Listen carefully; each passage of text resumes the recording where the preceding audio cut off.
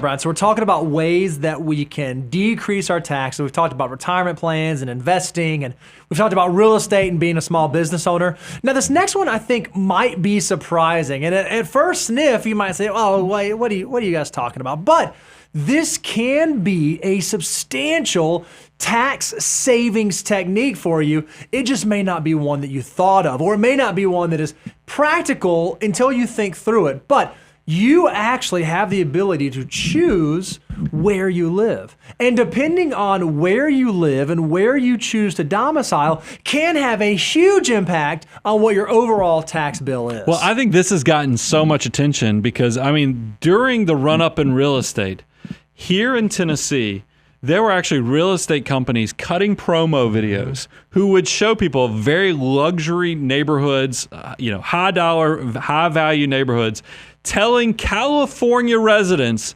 that your tax savings each year would actually pay for this beautiful mansion of a house. Yep. Because if you compare the 13% taxes that you'd pay in California to the 0% potentially you could be paying in Tennessee, it probably could pay for a lot of real estate. So it is worth noting that there are opportunities to live in tax-free states. Yeah, if you want to know what states those are, when it comes to income tax specifically, Alaska, Florida, Nevada, New Hampshire, South Dakota, Tennessee, Texas, Washington, and Wyoming all fall into the no income tax states. Now, Washington and New Hampshire have unique things there that you need to be aware of as it relates to capital gains, but these are lower tax states. But this is specifically around earned income.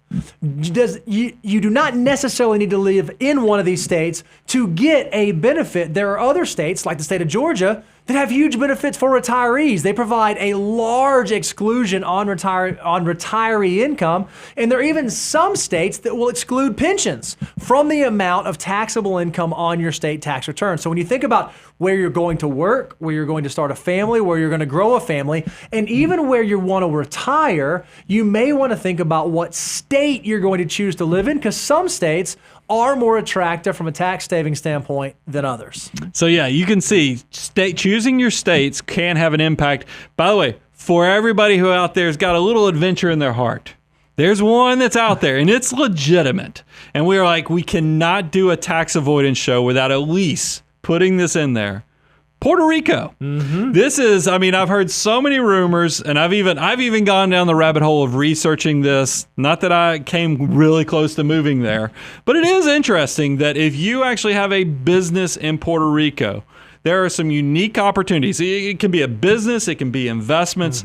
There's substantial opportunities to where if it's structured appropriately, look, there's a lot of stuff you need to research on this, but you could avoid a lot of the federal income taxes and pay a much lower local tax on some of this. It is something you ought to at least be aware of, but here's where I'd like to close it though, Bo. What I'd like you to do is be building so much financial independence that you get to live where you actually want to live. Where you want to. I love it. Not to do it just to minimize taxes. We talk about it all the time. I don't want your tax planning to be the tax tail wagging the entire dog, because tax and good sound tax planning can be very effective in essentially boosting your financial goals. But don't let that make all your decisions. There's a lot more to life than just minimizing taxes. That's right. No one loves paying taxes. But what I hope you've learned here is that if you are willing to do a little bit extra, a little bit more research, think through a little bit more around your financial plan, there are ways to minimize what you pay in taxes. Remember, tax evasion is illegal. It'll get you arrested. It'll get your stuff taken away.